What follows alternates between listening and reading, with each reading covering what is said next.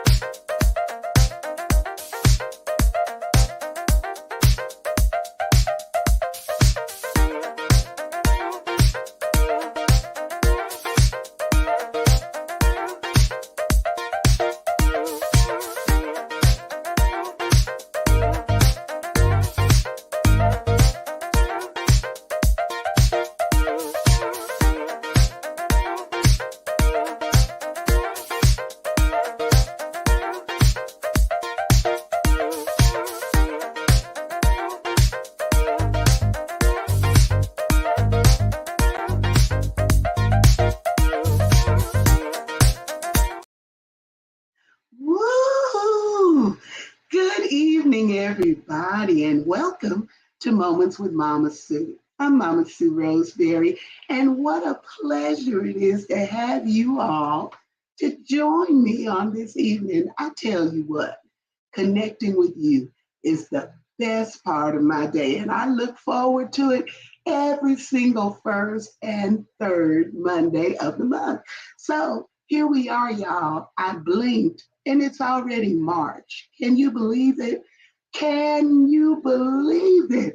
We have already made it into the third month of a brand new year. It seems like it was just yesterday that we were celebrating New Year's and we're already here to the third month of the year. But I'm so glad that you decided to join me. And it seems like it's been a long time since the last time we were together because I absolutely cherish and adore those moments when we get to visit and hang out online virtually. And then I've met so many of you face to face and getting an opportunity to connect is really invigorating for me. So I appreciate you being here.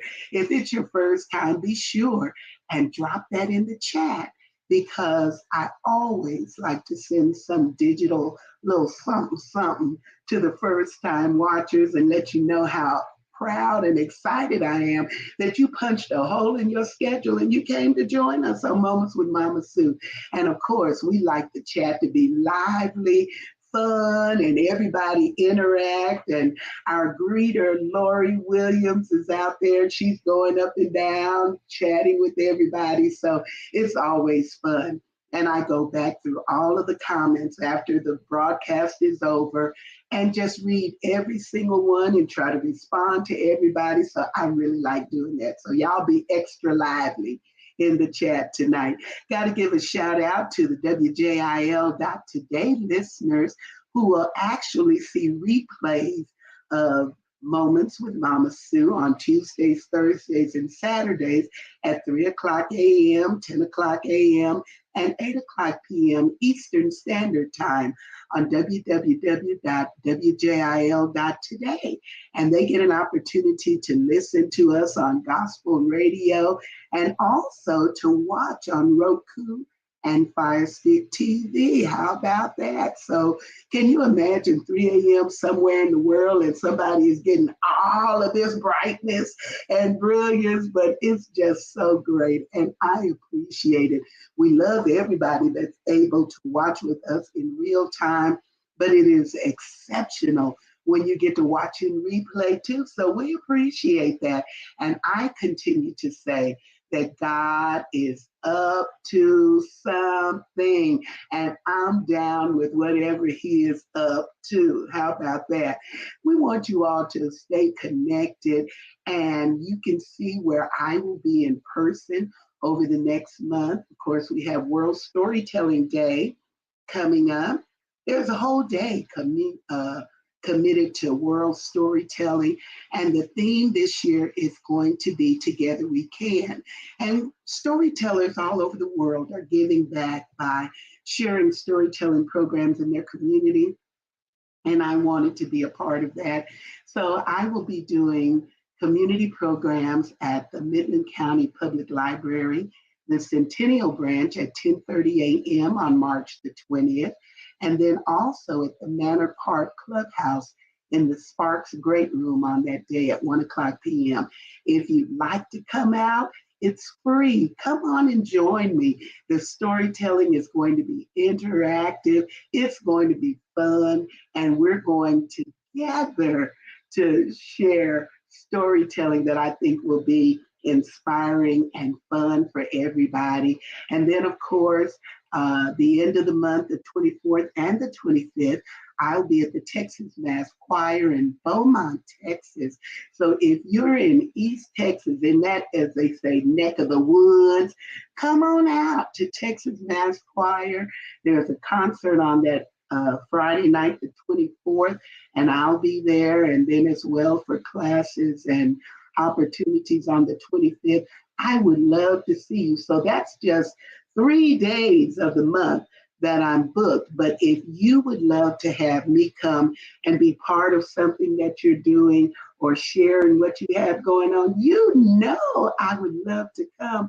It's very easy to contact me. Just get a hold of me at www.sueroseberry.com, or you can hit me up in the DM on Instagram or Facebook. I'd love to come and be a part of whatever it is that you have going on.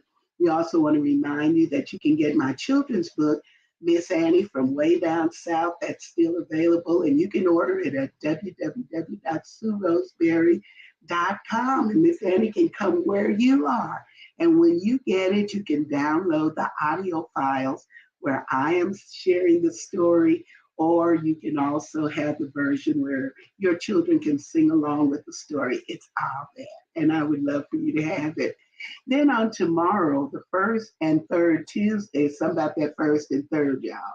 The first and third Tuesday of every month, I am at the Southeast Senior Center here in Midland, Texas, and we do a sing-along at 10 o'clock a.m. I would love for you to come through and sing with us. Now, you got to be a senior citizen, but if you are, we'd love to have you.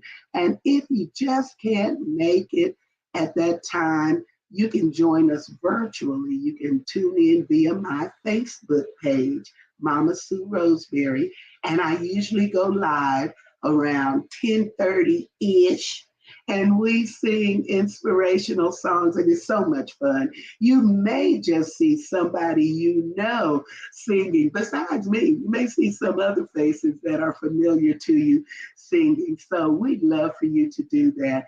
And the last announcement I have is that I do have perpetual devotional calendars that are filled with a whole year's worth of Mama Sueisms.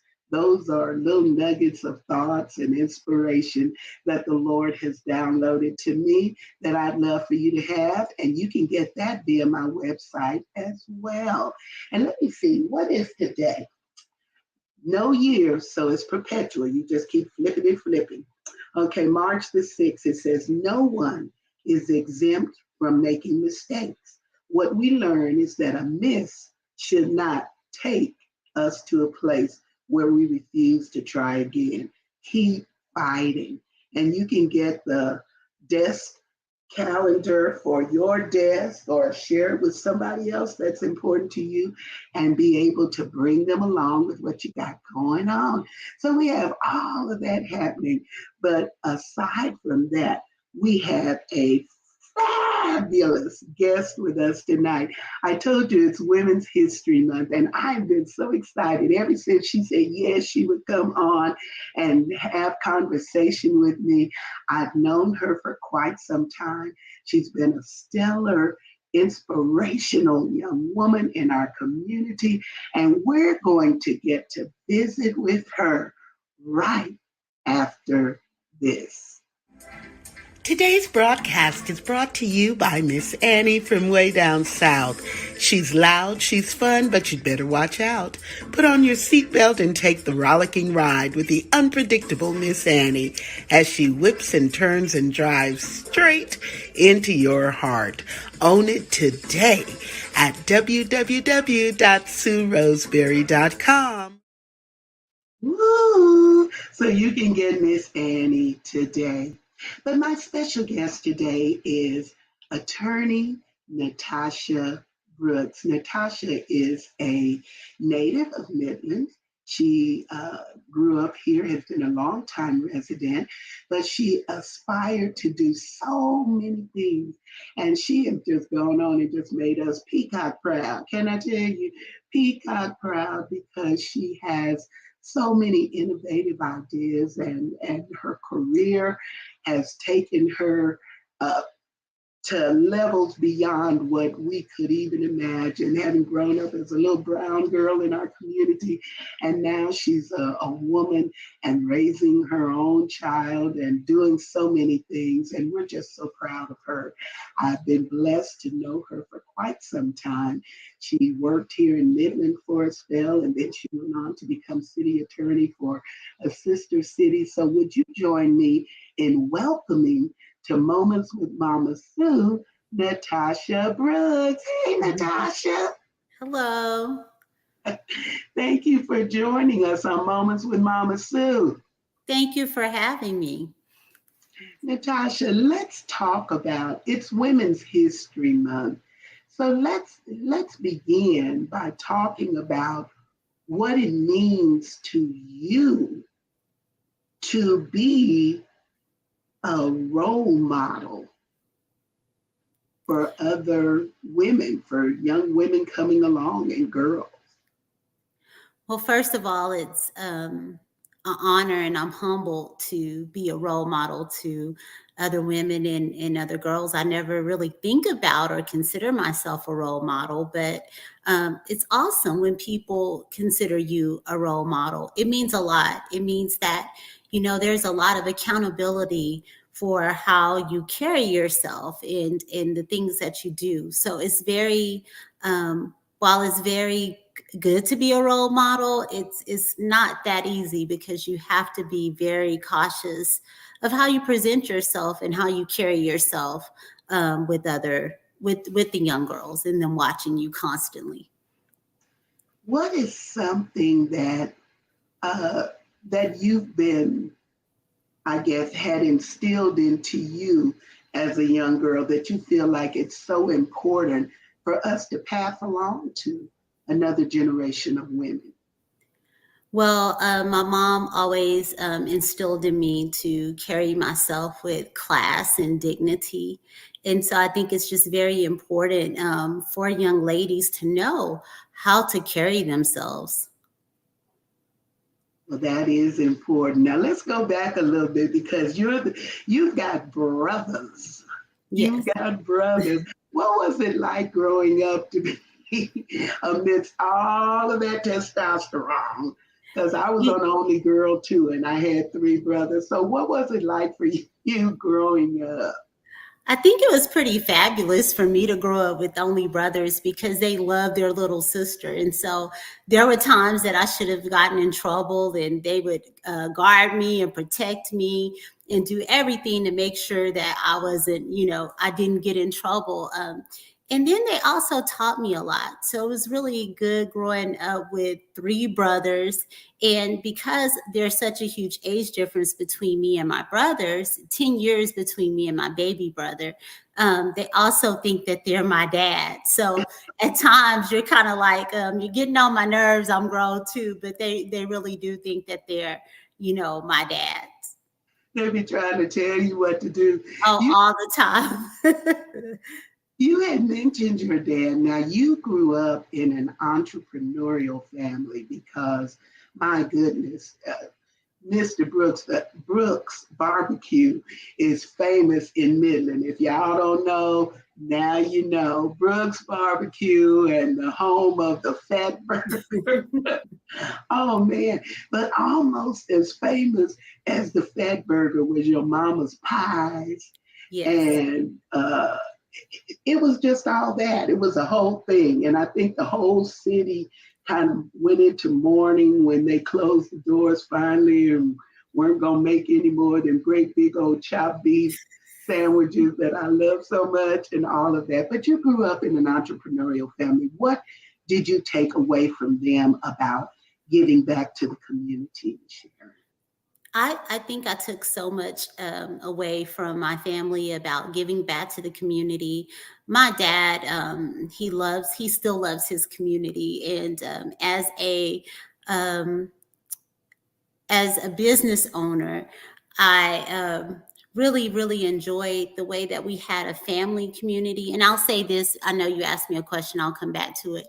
But I started working at 5 years old. That's when I started waiting my first table at 5. And I would take one plate to the customers so that they could have, me be their waitress. And I started getting tipped very early in life. Oh, But I think it's so important to give back to your community, especially the community that has blessed you. And I tell you, the customers that we had at Brooks Barbecue, they became part of our family.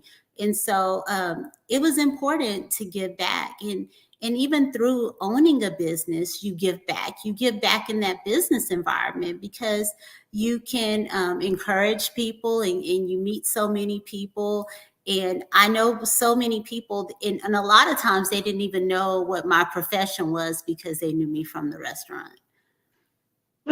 I think they thought I was still, because I would have some say, "Why are you so dressed up?" And it was because I would help my parents at lunch when I was an attorney. So, see, that's called family. And that's growing up in a black family. They don't even play that. You just come on in here and get to work. gotta work. Yes. Got to work and work so hard and do such a great job. Listen, when did you aspire to become an attorney? I wanted to be an attorney since I was in the third grade, and I decided in the third grade that I would be an attorney. And the interesting thing is there weren't many people that looked like me, or even males that were black that were attorneys. And so back then, I used to watch Ben Matlock all the time, and so I just wanted to be an attorney back then, just like Ben Matlock. So. That's what started me to wanting to be an attorney. Well, how do you feel like the school system helps support or add to um, making it an option for you, the public school system, because we have so many things now that fight against public education. But how did public education even help make you ready for that next level? I really valued my public education, and I still promote it. I have my daughter, she goes to public school because I think you learn so many lessons in public school, and you meet people that you probably wouldn't meet in private school. So you get to learn how to socialize and be a part of your community with everyone. You get to learn different people. But I will say I had really, really good, encouraging teachers, and I was pretty outgoing. And so they always encouraged me. And really, I think I owe a lot to the Midland Independent School District for who I am and who I became. I was the first in my family to go to a 4-year university. And so when I did it, I basically did it on my own with the help of my teachers. And I went to one of my teachers, and he actually helped me write my personal statement to go to college. And it was something that, I had to guide myself through. So it was really encouraging to have teachers there for you that would help you with that. That is so amazing. Now, we've seen lately in Midland that they have a whole smorgasbord of different school options, even under the Midland Independent School District umbrella. We even have a school for girls, YWLA, and we've got some other options for schooling. But the main thing that I think we need to work on is making sure that our children know they have resources. Yes. They have resources, and some of those resources in our community are having role models like yourself, people that look like them, that they can go to and ask questions and be able to get some answers or encouragement from. And we keep talking about that as part of what Women's History Month is all about.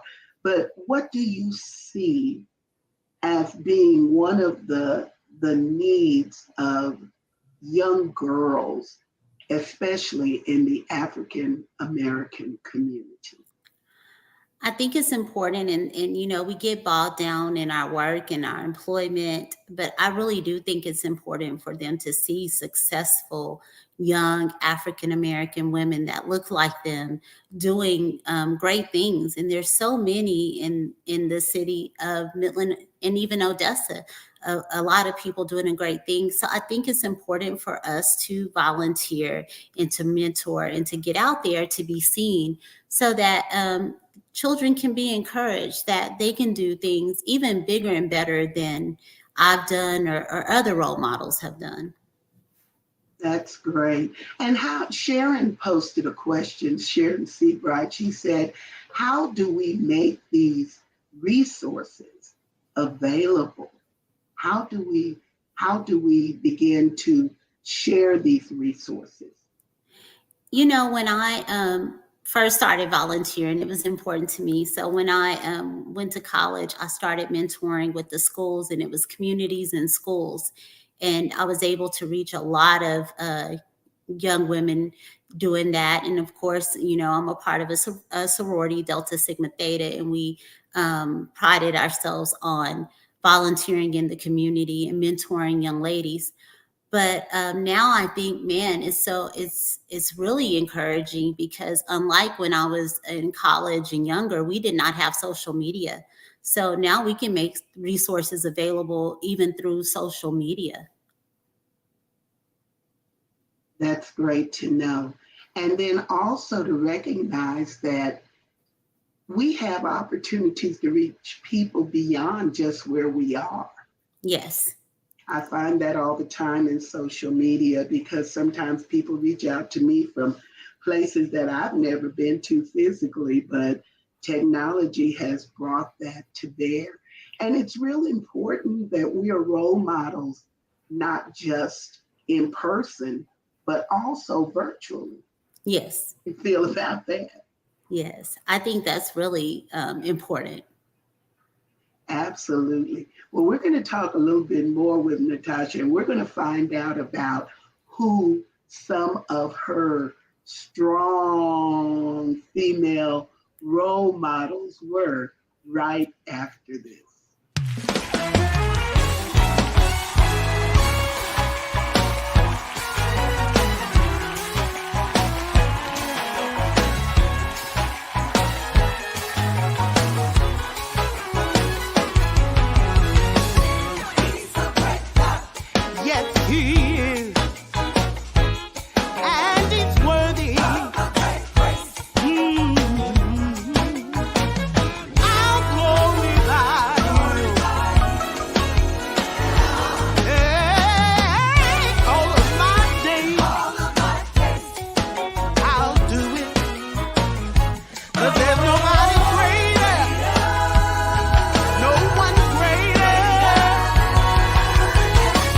It's beyond entertainment. It's an experience. Book Mama Sue Roseberry today. That is worthy.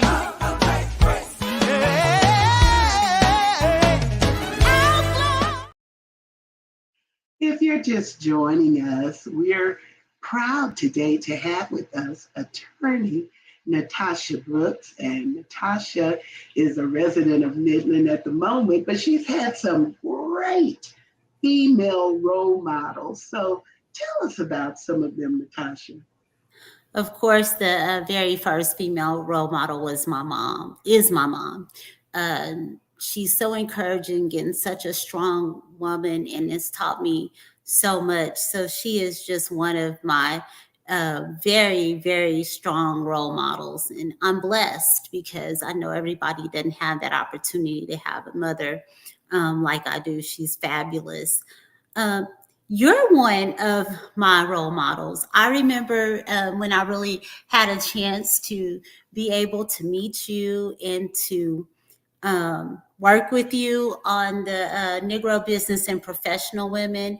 And I was so inspired by you, and I love the things that you have done in life. And so you're a very, very strong role model to me. So, Ah, ah, yes. I didn't see that coming, but thank you, Yes, Father. very strong role models. And, the ladies in my church, so many, I don't want to even start to name names, but so many women in my church growing up. I grew up at New Jerusalem Baptist Church in Midland, Texas. And there were so many strong women there. Um, Eva Campbell, just a very good, awesome role model. Vanita Brown. Those are some of my mom's best friends. And they taught me so much. And, I even have role models in my friends, some of my best friends.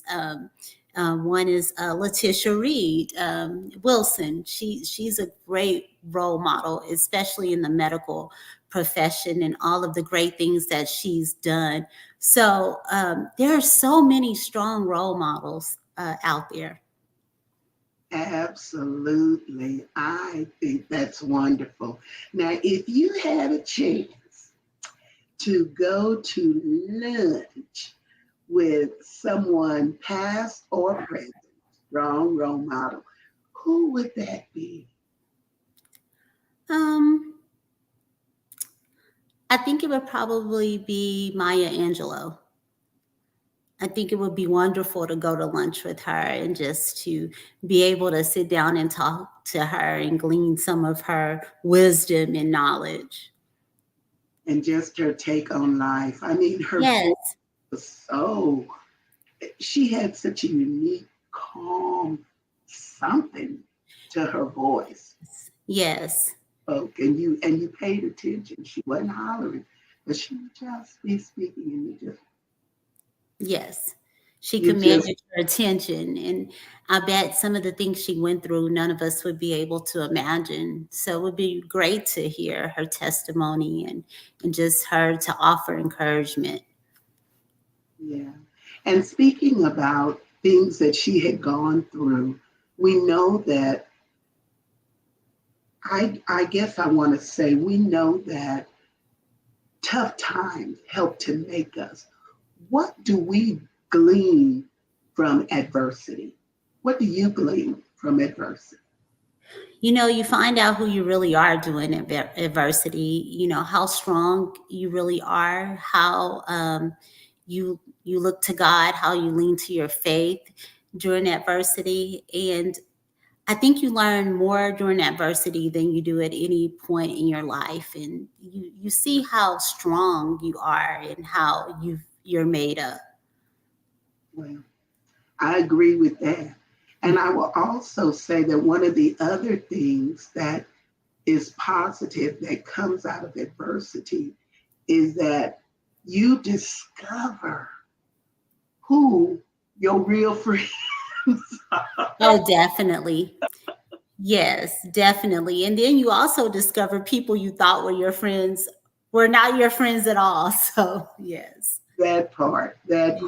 Because we don't like adversity. It makes us uncomfortable. But I think that there is, like you say, so much growth comes out of that. And Yes. sometimes God uses those opportunities to advance us to the next level because as women, one of the things that I think can be a blessing and a little bit of a curse is that we're so loyal. Mm-hmm. We're Yes. so loyal and we're so steadfast, and we'll just, we just get so used to saying, well, I'm just gonna hang in here, and we just, until things get better. We're just there till the bitter end. And sometimes adversity has to come in order for us to even move to the next thing that God has for us. That's so true because sometimes we'll just hang in there and continue to hang in there when we really do need to move. And so um, adversity will force you to move and move in a better direction. Absolutely. Sharon has posed another great question. She says, what spiritual daily event do you do to stay focused? Well, it's interesting that she says that, but I do at 7 a.m. I do a spiritual workout with I am Rhonda Marie, and we start at 7, and it's 15 minutes, and so it's a good way to start your day and be encouraged. And she just comes on and she gives us a theme of the day, and then talks about that theme, and she prays for us and with us, and it's so encouraging, and it's just one of the things that's so important is to teach women who they are and that, we are beautiful. And it's a really good thing to do to start your day.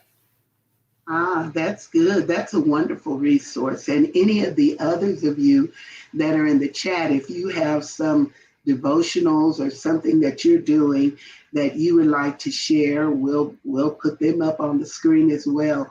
One thing that Leela was saying is that, let me find that comment because I wanted to share it. She said, adversity builds your character and shows true integrity. That's very good. Yes, definitely.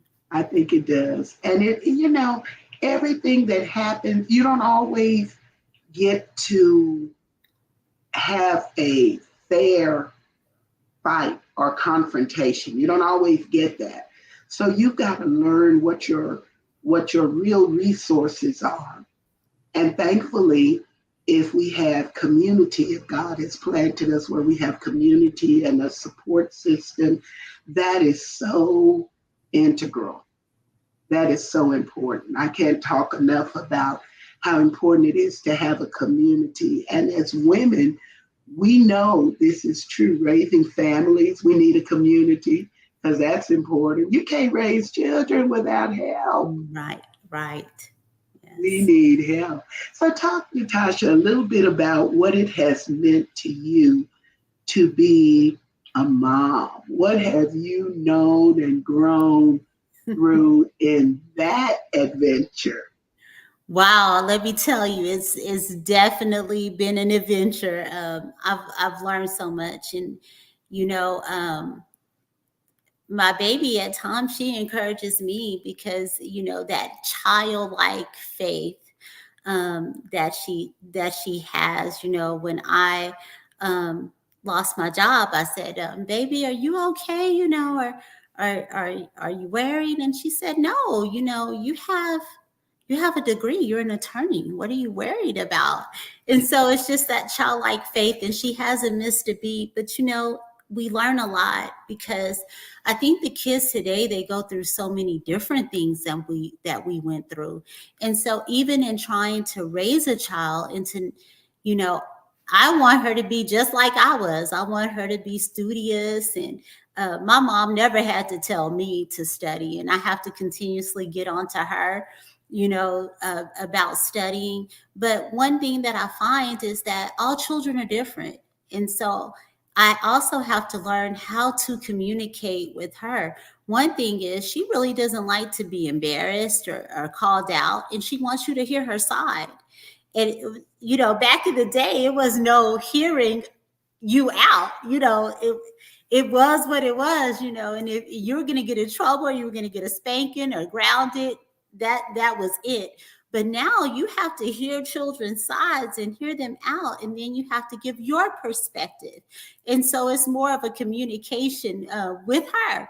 And I know all children are different, but that's one thing that I've learned with her, that I have to allow her to communicate with me, and then we have to share our perspectives, and then we try to come to a conclusion based on that. So parenting today is a lot different than I think our parents would have seen it. But you want it, and for every woman that's on here that has children, you want your children, of course, to be greater even than you are. That's Yes, higher. You have great hopes and aspirations for yourself, but you want your children to be even greater. And for those of us that have female children, you want them to rock the world. You you hear me? What do. I'm saying? You want them to be exceptional, not just to be. Um, not just to be a female that has existed, but you want them to really be extraordinary and have extraordinary things happen for them. Some of the things that we see in social media, in current music, in certain spaces is demoralizing or demeaning to women. What kinds of things should we be doing to really uplift and build one another? Just to encourage each other. And, I think it's also important to share our testimonies, to share the things that we go through. A lot of times we're embarrassed by, things that have happened to us and things that we're going through, but we shouldn't be. We should be uplifting and encouraging and sharing our story, because trust and believe that there is somebody that's going through, if not the same thing, something very similar to what you're going through, and they can be encouraged by your testimony. And so I think instead of putting women down and finding things wrong, we need to love. We need to love each other and be patient and be kind to one another and uplift one another in this journey, instead of talking about each other or how they raise their kids or what their children are doing. We should be there. We should be encouraging each other. I agree with that wholeheartedly. I agree with that.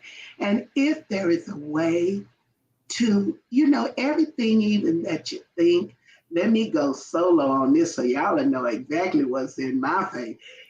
Everything that you think, you don't have to say it. You don't have to say it, especially if it's something that is not positive or it's not going to promote something productive.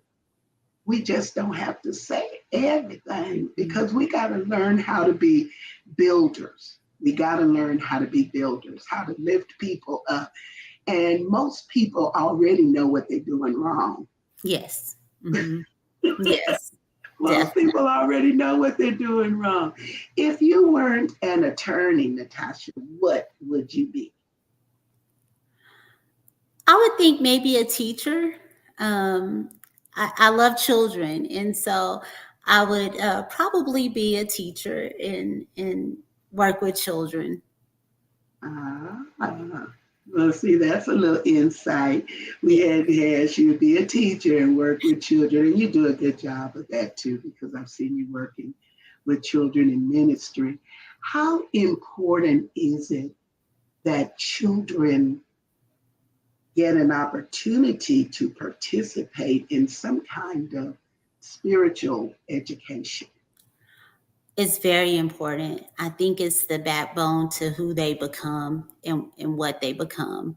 Um, Children need to participate in spiritual education, because it is it sets the foundation for their life and how to get through and go through things. I was listening to my mom tell my great nieces and nephews today about praying and just how important it is to learn to pray and to know how to pray. And she was telling them, you can pray for God to help you with everything in your life, even with your sport, or with tests and things like that. And I was just listening to her 82 tell the 7 and the 8-year old that, and they listened and they paid attention. But those children need that encouragement.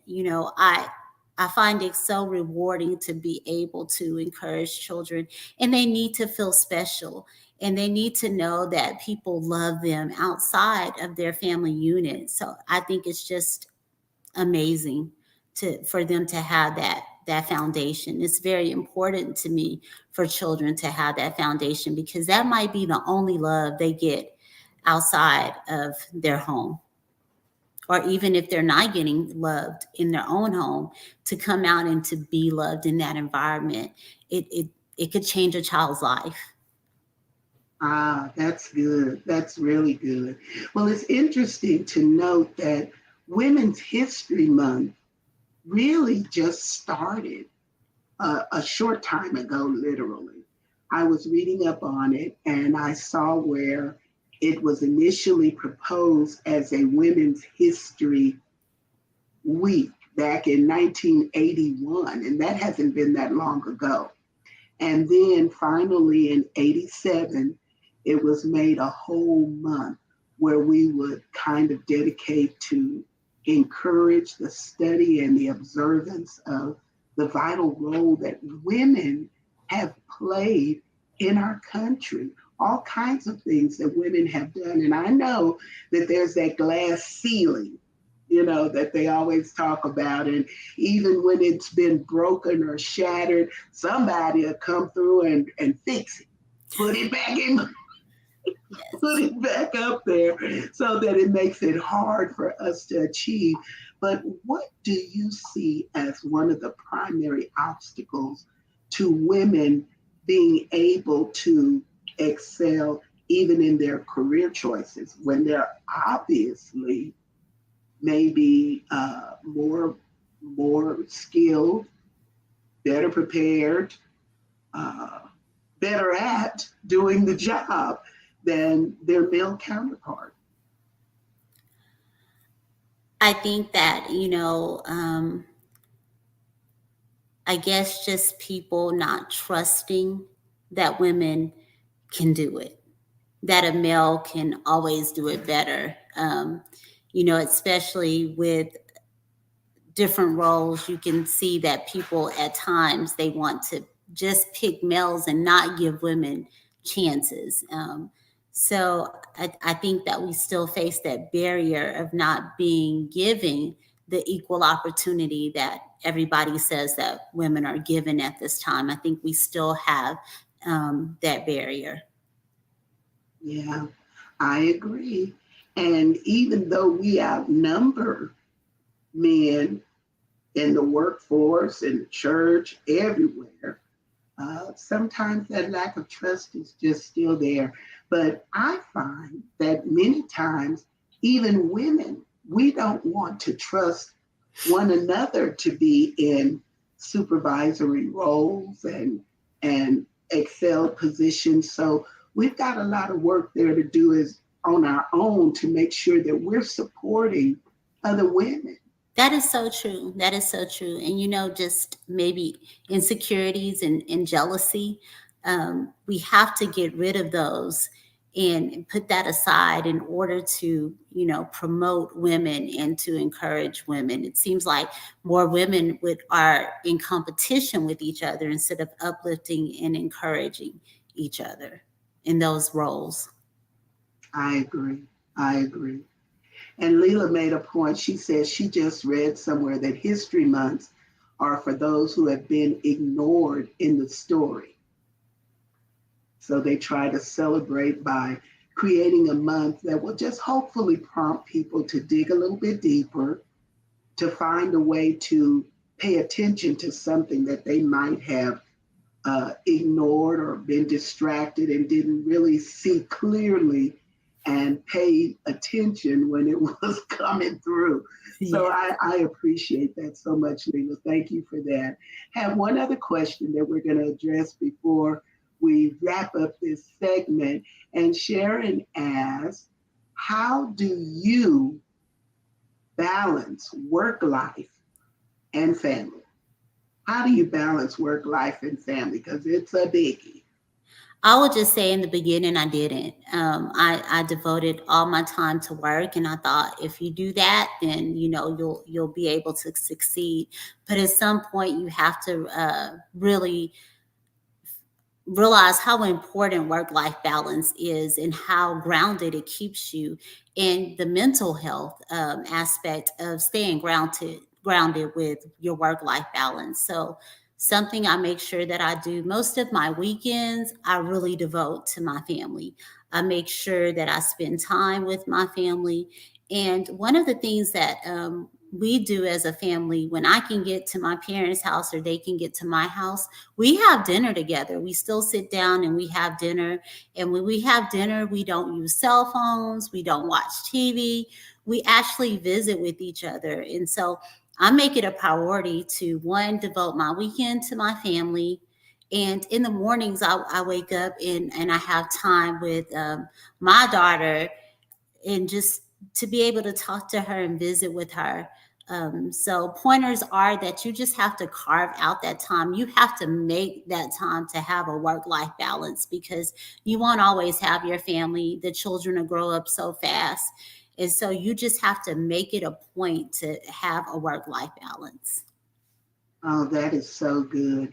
And even after your children grow up, we always think that, our children will just need us when they're young, when they're little. But can I tell you that even when they're grown, they still need that interaction with their parents, don't they, Natasha? They definitely do. I still need it from my parents. Yes. And I think that the most wonderful joy in my life has been getting to know my children, my girls, as adults, as women, and interact with them and hear what they're thinking and check out their little parenting skills. Because when I'm looking at them, I can't knock them too hard because they got it from their mama. Exactly.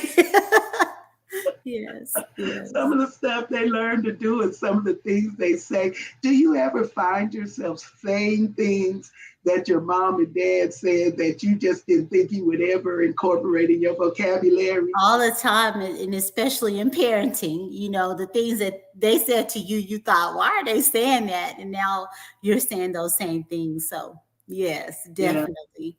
So I absolutely love it. I love that grown children, your relationship evolves and changes. It And does. but they just need you in a different way. And to know that you are there is such an abiding comfort for them. And if they don't have that parent in their life, then let's just be role models. Let's just be mentors. Let's just be builders. Let's be women of God. Let's be women of integrity. Let's be women of substance. Yes, That's a definitely. great word. Women of substance who are all about building and making sure that we're making positive inroads. Natasha, thank you so much for joining us today Thank on you. Thank with you. Mama Sue. I have comments out there, and I want to give a shout out to some of the people who have joined us today. Of course, Lori Williams is out there, and Leela McNary. Hey, Ja'Cory Prothro, and Brenda English. Welcome, Janice. We're glad to see you today, Janice Jackson, Linda Brackens.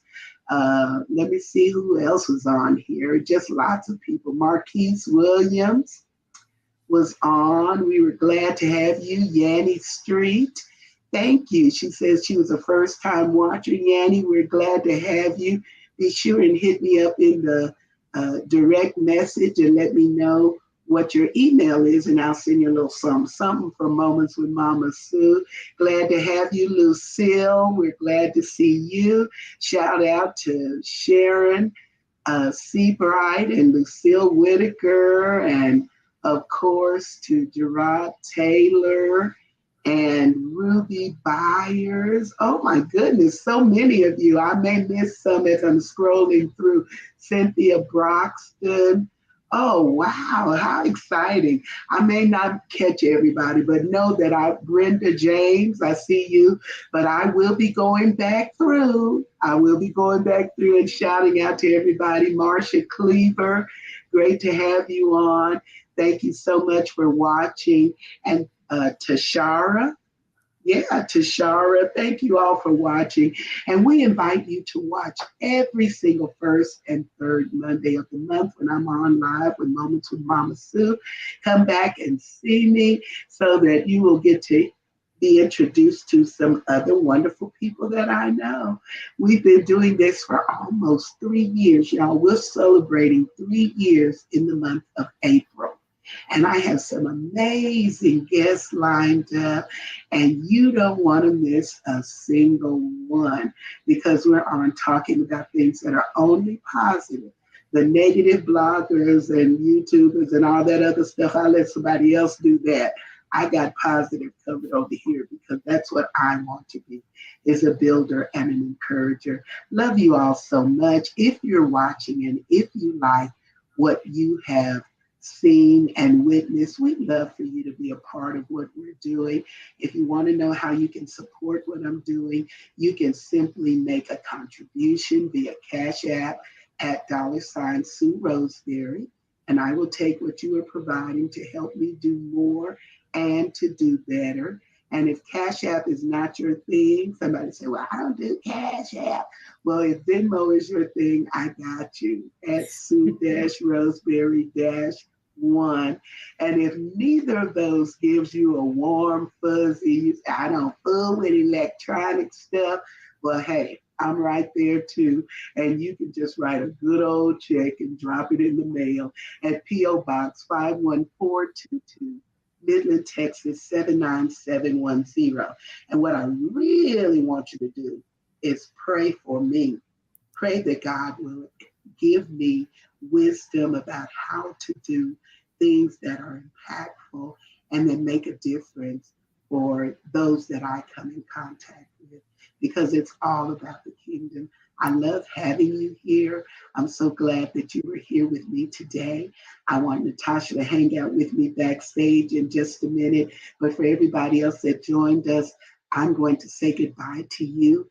And we'll see you on the next Moments with Mama Sue. I love you all. Woo. Now that's what I call a great show. We out of here. Moments with Mama Sue. Moments with Mama Sue. Ah, now we can do it a little better than that. Moments with Mama Sue. Moments with Mama Sue. Moments. Oh, well, all right, come on with it. Moments with Mama Sue. Moments with Mama Sue. Moments. Yeah. Oh. Moments with Mama Sue. Moments with Mama Sue. Moments. Oh, wait. Moments with Mama Sue. Moments with Mama Sue. Moments. Moments with Mama Sue. Moments with Mama Sue. Never know what to expect. Hey. Moments with Mama Sue. Moments.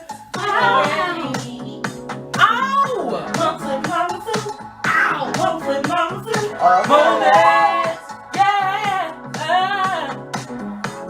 Moments, can't you? Moments, oh. Well, now we might be done a little bit too much.